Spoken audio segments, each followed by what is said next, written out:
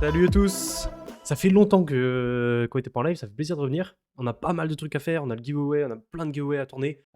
J'ai tout mis de côté et j'ai mis super longtemps, encore une fois, je suis toujours en retard. Ah, ça fait plaisir de revenir quand même, parce que ça faisait longtemps. Mais je pense que Twitch, en fait, j'aime bien, mais le problème, c'est qu'à chaque fois, je trouve pas de soir où en fait je peux faire des lives. L'avantage quand on était, rappelez-vous, à l'époque en 2021, quand on était en confinement, vu qu'on était en confinement, je faisais rien quoi, et j'étais obligé de rester chez moi. Du coup, on faisait 3-4 lives par semaine. C'était fou parce que je faisais 7 vidéos par jour, c'est que je raconte 7 vidéos par semaine, plus 3-4 lives par semaine. C'était bien chargé. Mais là, du coup, je suis redescendu en termes de live. J'ai toujours un live par semaine dans la formation, mais après, au niveau de Twitch, j'en fais voilà, dès que je peux. Après, ce qui est bien, c'est qu'il y a Alan qui vous fait le live tous les jeudis soirs. Et ça, c'est cool parce qu'Alan, il fait bon live. Et il y a aussi Alex qui fait très très bon live tous les lundis matins aussi. Moi, ça vous fait 2 lives assurés sur la chaîne Twitch. Et moi, ça laisse pas mourir la chaîne. Et après, pourquoi pas faire venir encore d'autres personnes.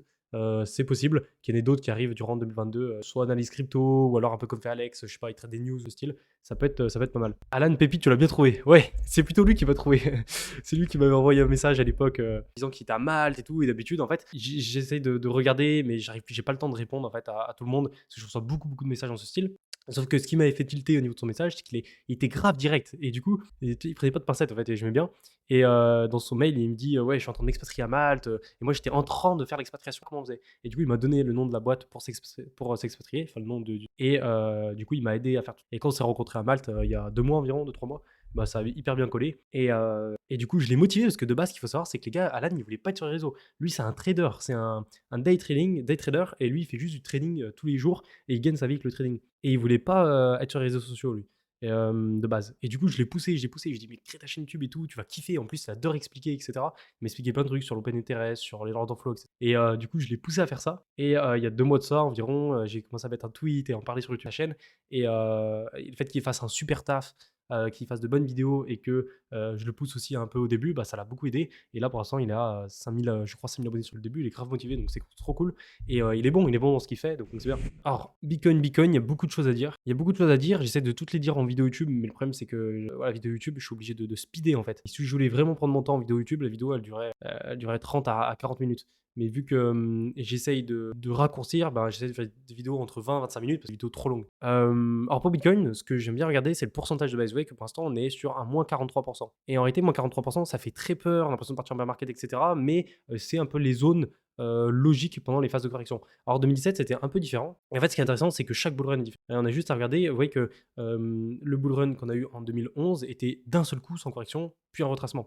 Celui de 2013, il était en 2 phases. Une grande phase haussière, une grande phase baissière. Et là, c'était pas une petite phase baissière, hein, c'était pas du moins 50 ou du moins 40% qu'on a tapé. Là, on a carrément tapé du moins 60 et quelques, moins 70, même moins 80%.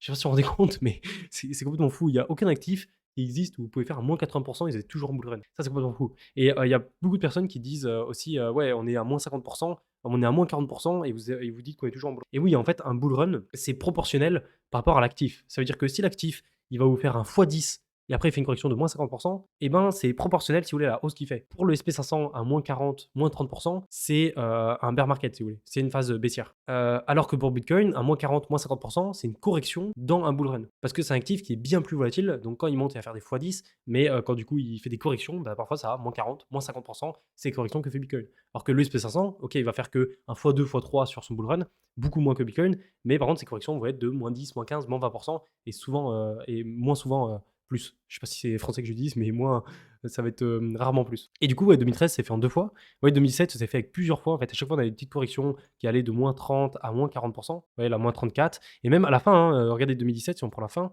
voilà, on avait tapé quand même un moins 41%. Un peu comme on est actuellement. Donc, c'est à relativiser. Et actuellement, du coup, on a un bull run qui est différent en 2017, différent en 2013, différent en 2011. En gros, on monte, on fait une correction qui est pas trop grosse, mais pas trop petite non plus. On fait une correction moyenne d'environ moins 50%. Et là, on retape encore une correction, vous voyez, moins 55%. Pour moi, on n'est pas à la fin du bull run. Moi, je suis vraiment dans la même optique que ici. Je suis dans la même optique que là, genre en mode rechargement. Et go regarder la fin du bull run. Et pour moi, là, c'est pareil. Pour moi, c'est pas du tout la fin du bull run. C'est une correction dans un bull run. J'envisage pas du tout le bear market. Je dis pas que c'est impossible, hein, bien sûr que non, il peut pas avoir de certitude, mais dans mes scénarios, j'envisage pas forcément un bear market. Parce que pour moi, un bear market, du coup, ça veut dire qu'on s'étend sur une baisse qui va durer entre 1 an, voire 2 ans, et qui va aller chercher les moins 70, même plus, moins 80%. Et c'est pas un truc que je privilégie. Pourquoi aussi pour moi c'est pas la fin du bull run? Parce que vous voyez qu'on la théorie de dos tout simplement c'est que un marché haussier fait des plus hauts de plus en plus haut. Un marché baissier fait des plus hauts de plus en plus bas, etc. Vous connaissez, c'est le classique d'un marché haussier ou baissier. Et vous voyez que là du coup on a fait un plus haut que l'ancien. Donc on fait des plus hauts de plus en plus haut. Logiquement, en fait, ce serait très bizarre qu'on parte en bear market. Ce serait très bizarre parce que du coup, on partirait en bear market sans avoir fait d'accélération haussière comme on l'a eu ici, sans faire d'hyperkill max run, sans venir chercher la courbe logarithmique long terme du Bitcoin. Et en plus de ça, on ferait même pas des cat bounce où en gros, hop, on fait un pic, on fait le rebond et puis après on crash. On aurait fait du coup un top un peu mou dans ce style, un peu comme on l'a eu ici. Ça n'aurait pas trop de sens. Ça n'aurait pas trop de sens. Après, c'est pas impossible, mais si on suit les tendances qu'a fait Bitcoin sur ces 13 dernières années, 12 dernières années depuis qu'il est là, c'est jamais arrivé. Donc il y a peu de chances que ça arrive. Il faut mieux privilégier voilà, ce qui revient souvent que quelque chose qui est complètement nouveau. Et pourquoi en fait ça revient souvent, les mêmes phases reviennent? Parce que c'est la psychologie du marché qui forme ces phases de hausse et de baisse. Le fait qu'on ait à chaque fois une phase qui est ultra verticale et qui part en hyperkill max run et qui après se mange une baisse monumentale comme on l'a eu ici, ici, ici et ici en 2007, parce que la psychologie sur le marché est exactement la même. Et la psychologie humaine, tant qu'elle ne change pas, on aura les mêmes phases de marché. C'est-à-dire que dans les années 1700, on a eu la bulle des tubulites explosée qui a fait pareil, un hyperkill max run avec un dead cat bounce, et ensuite on est parti en marché baissier sur la tulipomanie, ils appelaient ça comme ça, je crois. Et en gros, pourquoi c'était comme ça, la phase de marché? Parce que c'était la psychologie humaine qui affectait directement le graphique. Et là, c'est la même chose, c'est-à-dire que 300 ans après, on a encore exactement la même psychologie humaine. L'humain n'a pas changé. Donc, on a les mêmes phases de marché. Si dans 20 ans, on a les mêmes humains de marché, eh ben, les phases de marché se ressembleront pareil, avec des pics, des hyperclimax run, un dead bounce et un marché baissier. Et de ce que je disais du coup par rapport à la courbe logarithmique long terme, vous voyez, à chaque fois, on va aller chercher le rouge. Ils sont en 2011, alors on l'a pas au niveau historique, mais en 2011, on a été aller chercher le rouge aussi. Là, pareil, en 2013, vous voyez, deux fois au niveau du top, pareil en 2017 ici. Et vous voyez que là, on n'a même pas effleuré l'orange, on n'est même pas rentré dans l'orange. Donc, ce serait bizarre en fait de partir maintenant la moitié du cycle et de partir en bear market. Ce qui est intéressant aussi par rapport à ça, c'est que vous voyez, on fait souvent plus haut. C'est-à-dire qu'en 2013, on avait fait un top au-dessus de la courbe rouge. Là, en 2017, on allait chercher pile la courbe rouge en haut. Donc c'est possible qu'on s'arrête vers la courbe orange et ne pas aller tout en haut au niveau de se faire un truc comme ça, hop, et on s'arrête par exemple vers l'orange, hop, on retourne. Vous voyez que même si on revient vers l'orange, vers voilà, été 2022, on revient quand même 1000 $. C'est pour ça que ça fait 2 ans que je suis sur YouTube et 4 ans que je suis sur les cryptos. Et pour moi, ça fait environ 3 ans depuis le bear market 2010 que je privilégie un Bitcoin à 200 000 $ pour 2022 et ça a changé. Parfois, je disais 2021, parfois 2023, justement avant ce marché, en fait. Et pourquoi? Parce qu'au niveau des cycles long terme, c'est ce qui correspond. Et en fait, on peut faire comme ça au niveau mathématique durant les futurs cycles. Et par exemple, pour le cycle qui va suivre, donc le halving, vous voyez, qui est ici en 2024, c'est-à-dire que là, à chaque fois on a un halving, vous voyez, à chaque fois qu'on a un halving, hop, bull run, bear market, période d'accumulation, halving, bull run, bear market, période d'accumulation, halving. Et c'est pour ça que quand on était ici, en 2018, je privilégiais voilà, une période d'accumulation comme on l'a eu ici, arriver au halving, un bull run, pour aller chercher par ici, entre 2022 et 2023, les 200 000 $ environ sur Bitcoin. C'est pour ça que c'est une target que je regarde vraiment depuis très longtemps et sur laquelle je suis toujours positionné, hein, les 200 000 $ pour Bitcoin pour la fin de ce cycle, parce que au niveau théorique, au niveau de la courbe logarithmique, c'est tout à fait probable. Une fois qu'on atteint du coup le haut du bull run vers la courbe logarithmique en haut, et ben logiquement, on repart en bear market, comme on a fait à chaque fois dans chaque cycle. On repart en bear market, on descend ici vers les 30 000, ce qui est tout à fait possible, 30 000, 40 000 au niveau de 2023. On se tape à moins 80%. C'est pour ça aussi que je ne crois pas trop à la théorie du super cycle et plus à la théorie de bull run bear market. Et après, une fois qu'on atteint ici, encore une fois, période d'accumulation, on arrive au halving de 2024 et on se relance. Et là, si on regarde, vous voyez que si on va au bout, le 18,03, donc le 18 mars 2025, au plus haut de la courbe logarithmique, on pourrait monter à 750 000 $. Et du coup, pour ce cycle, 200 000 $, ça me paraît cohérent. Pour le prochain cycle 2026, 1 300 000, ça me paraît cohérent. Et après, j'ai pas regardé pour le cycle d'après, qui sera du coup en 2030, parce que 2028, on aura le halving, 2030, 2031, on aura logiquement notre top du. J'ai pas regardé parce que pour moi, c'est trop loin. Et il y a tellement de facteurs externes à prendre en compte que c'est très très compliqué de savoir à l'avance qu'on va continuer dans ce cycle. C'est juste des targets théoriques que j'ai à long terme pour me donner un peu d'un avis de ce que pourrait faire le Bitcoin plus tard. Mais c'est pas quelque chose, c'est pas les targets que je vais attendre en fait si vous voulez pour tout vendre. Voilà. Comme j'ai expliqué, il faut toujours avoir plusieurs scénarios sur ce qui se passe. J'ai un scénario si on revient aux 30 000, j'ai un scénario si on revient aux 20 000. Bon, je ne cache pas que si on passe en dessous des 20 000, j'ai pas vraiment de scénario pour recharger, etc. Si par contre on remonte, j'ai un scénario aussi. Et c'est ça qui va vous permettre d'être gagnant sur le marché à long terme. De toute façon, moi, ma stratégie, je vous l'ai expliqué depuis pas mal de temps au niveau de Bitcoin, avant même que le bull run se lance, quand on était ici durant la période ma stratégie, c'était d'accumuler le maximum de crypto avant le bull run. Et une fois qu'on est parti en bull run, ne pas réinvestir et réinvestir uniquement sur les phases de baisse. Moins 30, tout ce qui est moins 20 après moins 30, moins 40, moins 50%, je recharge à fond. Et parce qu'en fait, en 2007, j'ai remarqué c'était la meilleure stratégie à suivre. Et du coup, c'est ce que je fais ici, c'est-à-dire que je recharge beaucoup durant cette période, j'ai pas trop acheté durant cette période. Et après, hop, j'ai rechargé pas mal ici, j'ai rechargé légèrement ici et aussi là avant de casser. Et en fait, ça marche plutôt bien pour l'instant. Tant qu'on reste en bull run, bien sûr. Et à court terme, du coup, ce que je veux dire par rapport à court terme, on a eu des signaux qui étaient plutôt positifs là, rappelez-vous, c'est vraiment dommage. Là, on avait un scénario possible qui était incroyable. C'est-à-dire que là, vous voyez qu'on avait une bougie de Valmont en weekly qui était vraiment positive et par suite avoir une belle tendance. Là, pareil, bougie de Valmont haussière, on avait eu une belle tendance aussi. Et là, regardez, on refait la même chose. Bougie d'avalement haussière, donc c'est parfait, on avait tout pour se lancer, regardez, je peux le mettre comme ça. Là, on avait tout pour se lancer comme ici et comme ici. Malheureusement, ça n'a pas suivi et on s'est tapé voilà, une correction, une deuxième correction et deux semaines. C'est pas grave parce que là, on a encore pas mal d'indicateurs plutôt haussiers actuellement. Voilà, il y a lui qui est pas mal de tech dev, il y a lui aussi qui est bien. En gros, on enlève les bitcoins des échanges, c'est un très très bon signe. Lui, j'ai kiffé. Il a bien marché, hein, 8000 likes, wow, c'est énorme. Après, ouais, il a 500 000 abonnés, mais c'est énorme. Pour un graphique, c'est énorme. Alors, pourquoi il est très très intéressant ce graphique? Parce qu'il nous montre le nombre de bitcoins dormants au niveau du flow, en fait, le nombre de bitcoins qui dorment et qui n'ont pas été bougés. Si j'ai bien compris, hein, si j'ai une faute, si jamais j'ai fait une faute, c'est pas à me corriger, mais il me semble bien que c'est ça. Et du coup, par rapport à cet indicateur, c'est très intéressant parce qu'il nous a pas donné beaucoup de signal dans le passé. Vous voyez, on a un signal ici, un deuxième là, un troisième ici, un quatrième et un cinquième. Ça paraît beaucoup, 5 signaux, mais 5 signaux sur 12 ans, c'est très peu. C'est-à-dire que ça fait un signal tous les plus de 2 ans et demi. C'est quand même assez énorme. Et donc, ça arrive pas souvent, quoi. Et à chaque fois que ça arrivait, en plus, vous voyez, c'était au plus bas du bear market là en 2012, c'était au plus bas du bear market en 2015, au plus bas du bear market en 2018, au plus bas de la période d'accumulation en 2019-2020 quand on était au Corona, à chaque fois que des points bas, quoi. Et là, pareil, vous voyez là, les 30 000 $ qu'on a eu ici cet été, et bien pareil, il nous a donné le signal comme quoi on était bien pour acheter. Et donc à chaque fois dans le passé, on a eu des points d'achat qui étaient excellents. Il y a aussi autre chose qui peut être pas mal en daily, c'est le H-Ribbon. Rappelez-vous du H-Ribbon. La pastille bleue, vous devez connaître forcément la pastille bleue. On en a beaucoup parlé. H-Ribbon. En gros, c'est un indicateur pareil long terme. Alors faut pas tout baser dessus comme d'hab, hein. Chaque indicateur représente quelque chose de différent, mais vous allez avoir des indicateurs qui vont vous donner des signaux haussiers d'achat, alors que par exemple pendant un bear market, on a eu des indicateurs haussiers ici alors qu'on était en bear market. Et inversement, parfois on a des indicateurs qui sont baissiers alors qu'on est en meilleur en un bull run, quoi. Donc il faut relativiser, mais c'est vrai que quand vous avez des indicateurs comme ça qui fonctionnent depuis le début du Bitcoin, c'est plutôt bon signe. Et ce qui est incroyable avec cet indicateur, c'est qu'il est un peu différent des autres. Il va combiner des moyennes mobiles avec le hash rate et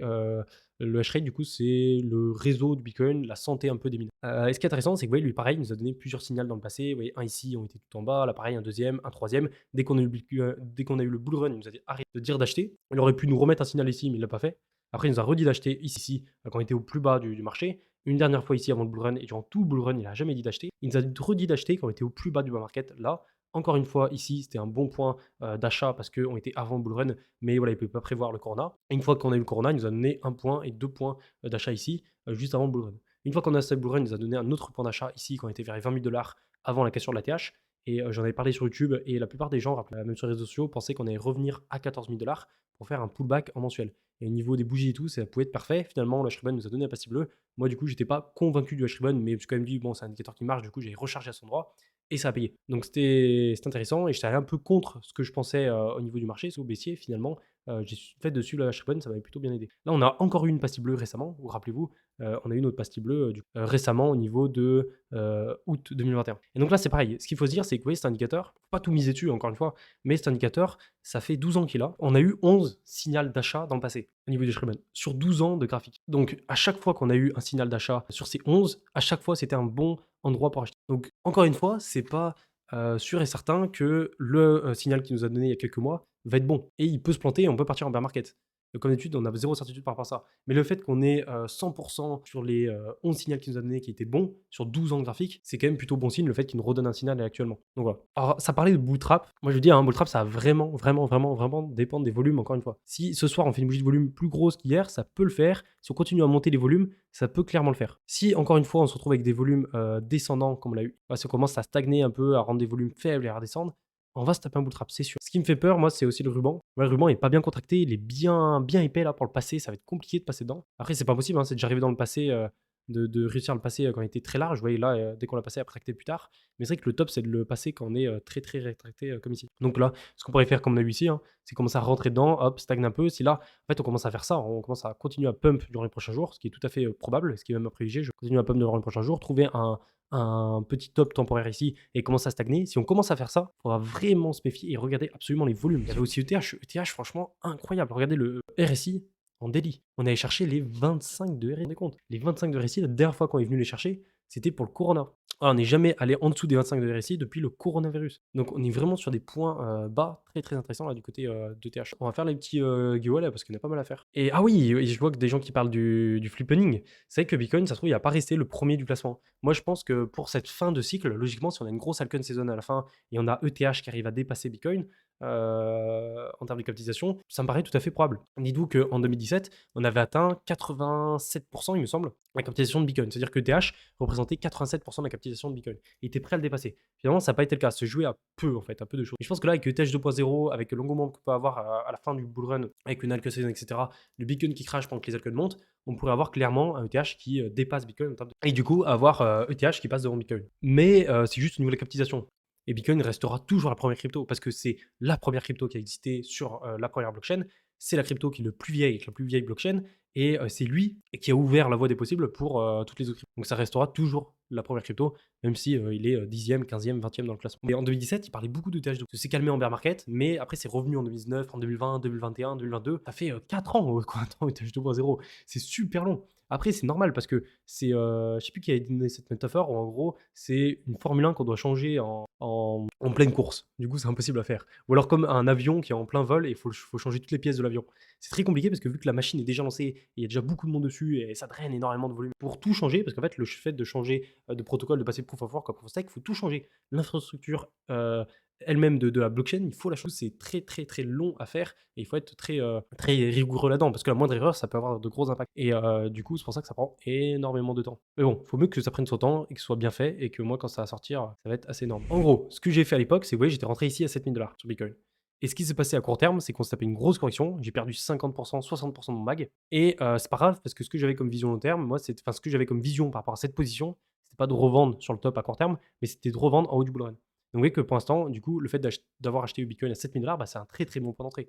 Même si j'aurais pu acheter mieux juste après, c'est pas grave parce que ma vision sur cette prise de position, c'est pas de vendre ici, mais c'était de vendre beaucoup plus haut à 200. Donc pour l'instant, ça a très bien marché et vous voyez que j'ai bien fait de prendre cette position à 7 000 $. Et pour GLD, du coup, c'est la même chose. Ou en gros, GLD, je vous disais que j'avais déjà pris plusieurs positions dans le passé, ici, plusieurs fois ici, en montant là, une autre fois vers les 80 $ ici, et une dernière ici. Et c'est pas grave si à court terme, on fait hop, on monte, et là j'aurais pu prendre beaucoup de profit et éviter du coup la baisse. C'est pas grave, je garde, parce que moi, mon objectif sur GLD, c'est pas de revendre le top ici. Pour moi, mon objectif sur GLD, c'est de revendre le top à 2000, 3000 $ à la fin du mois. Et du coup, qu'on fasse hop, un truc comme ça, et ou alors on fasse un truc comme ça, c'est pas grave parce qu'au final, ça reviendra au même.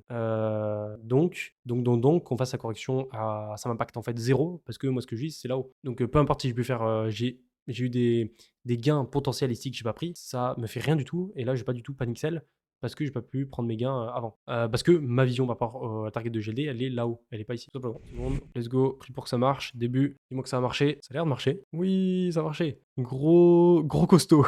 Ah, le pseudo avec l'image, elle est trop drôle. Un NFT de valeur de 1200 $ au niveau de Babolex. Mint à 6 sols en partenariat avec Babolex et Snoop Dogg.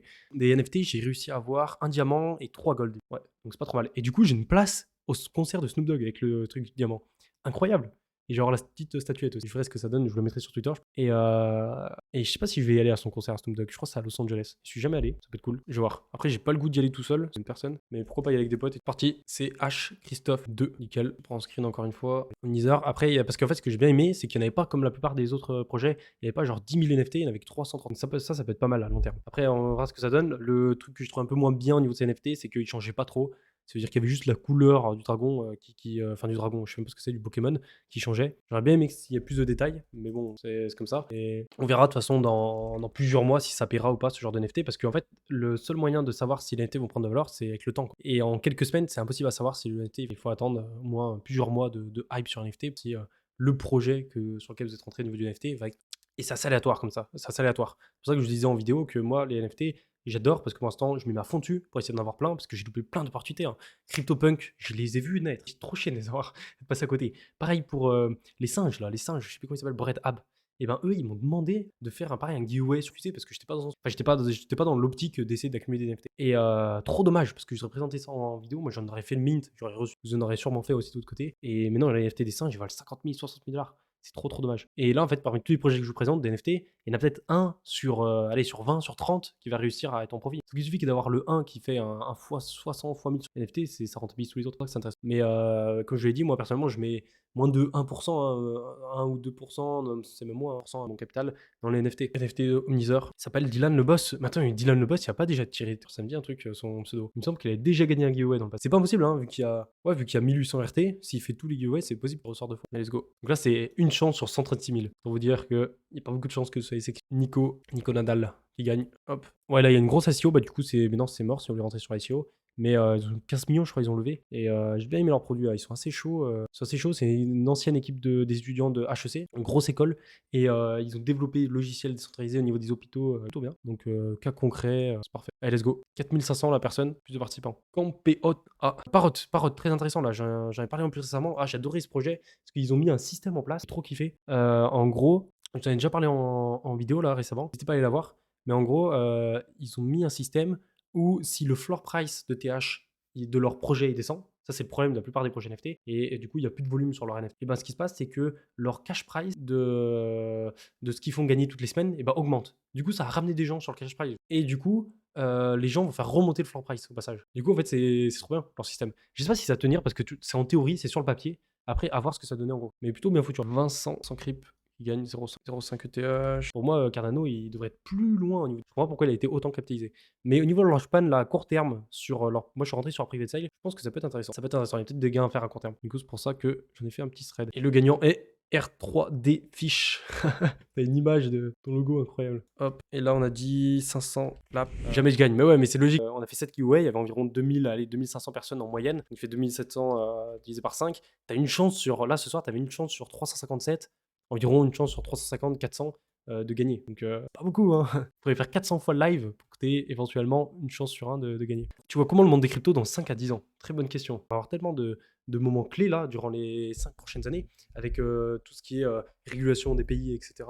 Ça a posé beaucoup de questions et on va avoir pas mal d'enjeux qui vont arriver durant ces prochaines années. Quoi. Et on ne peut pas le savoir à l'avance. C'est trop dur, à moins que tu aies une boule de cristal. Mais pour moi, logiquement, entre 5 ans et 10 ans, il y a quand même une bonne différence. Mais dans 5 ans, début 2027, logiquement, dans 5 ans, on sera pile dans notre prochain bull run. Donc on pourrait avoir un Bitcoin genre au-delà des 500 000 $. Et au niveau mainstream, du coup, vu qu'on sera sur un prochain bull run, ce sera encore pire que maintenant. Quoi. Il y en aura encore plus institutionnels, on aura sûrement beaucoup plus de pays comme le Salvador qui auront accepté le Bitcoin. Et les gros pays comme les États-Unis, etc., la Chine, bah, ils pourront rien faire, hein, parce qu'il ne faut pas interdire le Salvador d'utiliser Bitcoin, c'est impossible. Après, tu vois, là où j'ai du mal à voir, c'est qu'est-ce que vont faire, par exemple, la Russie.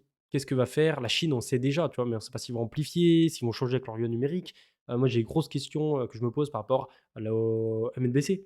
Qu'est-ce que va devenir le crypto-euro, le crypto-dollar, tout ça? Comment ça va se passer? Est-ce que si le crypto-dollar est mis en avant, est-ce que les États-Unis vont continuer à réguler le Bitcoin et pas l'interdire comme on fait la Chine? Je sais pas. Plein de questions que je me pose et personne n'a la réponse. Et pareil, au niveau des projets, moi, ce que j'ai trop envie de voir dans 5 ans, 10 ans, c'est les projets crypto. C'est-à-dire, par exemple, Chiliz, où est-ce qu'il lancera? VET, où est-ce qu'il lancera? VETChain. Je sais pas, Morpheus, tous les projets que je vous présente, là, où est-ce qu'ils en sont? ETH, tout ça.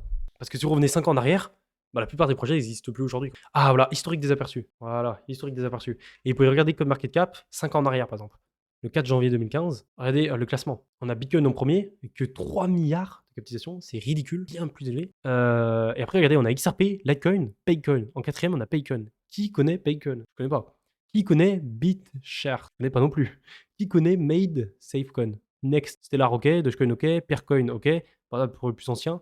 Mais Counterparty, ça je connais pas non plus. Dash, ok. Namecoin, ok, mais je pense que si vous n'étiez pas là en 2007, vous en souvenez pas. Fuelcoin, je connais pas. Nullshare non plus. Supernet non plus. YBcoin non plus. Banks, ok. Monero. Bits, Blackcoin. Storchcoin, ça je connais. Bitcoin, Bytecoin. C'était tous en coin. Bitcoin Dark, c'est n'importe quoi. Bitcoin Dark. Omni, j'ai cru que c'était Omni, mais non, Omni.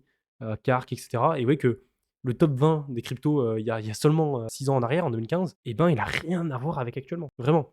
Alors je sais pas si c'est le fait qu'on est au début de l'adoption des cryptos, du coup, bah, le classement il change toujours, mais il y a de grandes chances que dans 5 ans, 6 ans, ce soit la même chose. Et qu'on ait un classement des cryptos qui soit complètement différent. Ou encore, ouais, Tether, il peut disparaître. Tether, il peut disparaître. Le Sol, il peut disparaître. Enfin, pas disparaître, mais venir dans le top 50, 100, 150, comme on fait tous les pire coins, tout ce que j'ai montré avant, là, qu'on connaît pas. Luna, il peut disparaître aussi, le DOT aussi, Vax aussi, Dogecoin pareil. Alors Dogecoin, il a depuis 2013 quand même. Mais Shiba, Matic, voilà, Link, Crow, tout ça, NIR, machin, ils peuvent être enlevés du classement. Et c'est même, je pense, à privilégier. Parce que ça fait des roulements, en fait, tout simplement. Et après, du coup, à long terme, il n'y a que les meilleurs qui restent. Alors, tu peux pas comparer parce que là, on parle de tokens qui n'ont rien à voir avec les technos de maintenant. Bah, à l'époque, c'était pareil. Alors, en fait, ça dépend. Tu vois, les cryptos qui arrivaient dans le classement en 2015, c'était pas les cryptos qui copiaient Bitcoin et qui arrivaient dans le classement. C'est crypto qui apportaient quand même autre chose. Tu vois, XRP, ils avaient une technologie différente. Bon, Litecoin, c'est un copier-coller de Bitcoin, mais ETH, etc., c'est un autre système. Et c'était des cryptos, ok, qui étaient moins développés qu'actuellement au niveau technologique, mais c'est des cryptos qui pouvaient se faire remplacer. C'est vrai que XRP est toujours là. Ça, c'est incroyable. Et c'est pour ça que vous avez une communauté assez forte sur XRP, parce que tu as des mecs qui sont là depuis 2012, et ils voient que XRP, avec Bitcoin, et bah, c'est les seuls qui arrivent à résister quoi, avec Litecoin. Et du coup, quand ça fait 8 ans que tu es dans les cryptos et que tu vois ton XRP est toujours là, alors que tu en as vu plein défiler des cryptos, il n'y en a aucune qui a résisté, bah, tu te dis, bah, XRP, c'est trop bien. Et pour les nouveaux qui arrivent, bah, XRP, forcément, on se dit, bah ouais, c'est un peu comme les autres cryptos, il est pas là depuis longtemps, etc. Mais au final, il résiste quand même avec le temps. CSPR, t'en penses quoi? CSPR, j'adore. J'adore. Surtout que CSPR, je m'étais bien renseigné à l'époque. Et en gros, ce que j'ai compris, ils sont un peu détachés de TH 2.0. Ils font leur propre blockchain, etc. avec leur propre token. Donc, c'est intéressant. Et il y a un gros potentiel là, le temps que TH 2.0 arrive. Casper peut prendre pas mal de phases de marché. Tu penses quoi du CAPS? Bah, je suis tout à fait bullish pour le CAPS, hein. Le fait d'avoir vu la team à Dubaï, bah, ça m'a motivé un peu sur le projet du CAPS. Ils étaient déter, ils sont nombreux, etc. Et c'est important d'avoir une bonne team et vraiment bien. J'aime bien le CEO aussi, Michael Canu. Il est vraiment cool et il est déter dans son projet, quoi. Et il est prêt à l'emmener loin. Donc, après, ils sont plusieurs CEO aussi. Mais voilà, dans l'ensemble, ils ont une bonne team. Le projet est bon. Il y a un bon marché sur lequel ils sont. Bah, de toute façon, c'est le marché de l'héritage. Donc, tout le monde l'a. Et je pense que c'est une adoption mainstream qu'ils peuvent faire. C'est-à-dire que souvent, quand on parle de crypto, je sais plus sur quel plateau ils avaient dit ça. Je crois que c'était sur Underscore ou sur Popcorn, il me semble. Ils avaient parlé de différents usages de la blockchain. Et souvent, ce qui revenait, c'était l'usage de Terre Noire avec les capsules temporelles. Et c'est un usage assez mainstream que tout le monde peut utiliser et qui est souvent remis en avant. Donc, je pense que Terre Noire a vraiment sa place. Ouais, ils ont leur place. Oh, cette question, elle est incroyable. Je suis débutant, tu peux me dire quand acheter du Bitcoin en ce moment? C'est drôle, dans la question, tu te dis, tu peux me dire quand acheter du Bitcoin, et après, tu dis en ce moment. Mais en fait, si tu es débutant, moi, le meilleur conseil que je peux donner, et je donne pas comme ça un investissement, c'est de faire du DCA. C'est-à-dire que tu rentres une fois maintenant, t'attends une semaine, tu rentres, t'attends une semaine, tu rentres, etc. Tu rentres toutes les semaines un petit peu, ou alors tous les mois. Et moi, tu te prends pas la tête à essayer de timer le marché. Et tu vois, le mieux, du coup, c'est que tu fasses du DCA, tu rentres une fois tous les mois. Au moins, tu rentres, toi, tu as un prix moyen qui est assez correct. Et tu te formes à côté en regardant des vidéos YouTube, en regardant plein de choses, des livres, plein de choses, des formations, il y a plein de trucs voilà, pour te former, Twitter, etc. Et une fois que tu commences à comprendre un peu le marché, etc., bah là, tu peux commencer à essayer de faire du swing trading, du trading, et voir ce qui correspond le mieux. Pour toi, ce sera peut-être du scalping, ce qui correspondra le mieux, peut-être du day trading, peut-être du swing trading, peut-être quoi. Il y a plein de moyens différents en fait de faire de l'argent. Et tu testes, tu vois qu'est-ce qui est le mieux pour toi. Au bout d'un moment, tu as trouvé ta stratégie, tu l'utilises, tu l'appliques, et à long terme, ce sera bon. Mais je te déconseille d'aller directement sur le levier ou aller directement sur le trading, sur les trucs complexes, sans comprendre déjà l'investissement dangereux. Rappelez-vous de ce Omi qui avait explosé littéralement. Je crois que c'est le pire investissement que j'ai fait, Omi. Clairement, c'est le pire des pires. Je crois que j'ai jamais autant FOMO sur un token. J'avais acheté exactement ici. Après, j'ai pas FOMO en achetant sur le double top. Je sais qu'il y en a beaucoup qui ont FOMO. Il y avait une sorte de Selve News là. Et on s'est tapé un bear market par la suite, là, on peut le dire. Hein. On s'est tapé une baisse, mais moins 92%. Qu'est-ce que c'est que ce bordel? Moins 92%, c'est énorme. Durant mai, là, durant cet été. Finalement, on est remonté. Et vous voyez que pour l'instant, je suis break-even. C'est-à-dire que j'ai rien perdu, rien gagné. Pas par la chose. Et ouais, niveau graphique, c'est intéressant. Vous voyez que du coup, la purge qu'il a pris en remontant, il a fait un 600%, 700%. Alors lui, il a l'avenir aussi au mien. Je vais voir ce que ça donne niveau.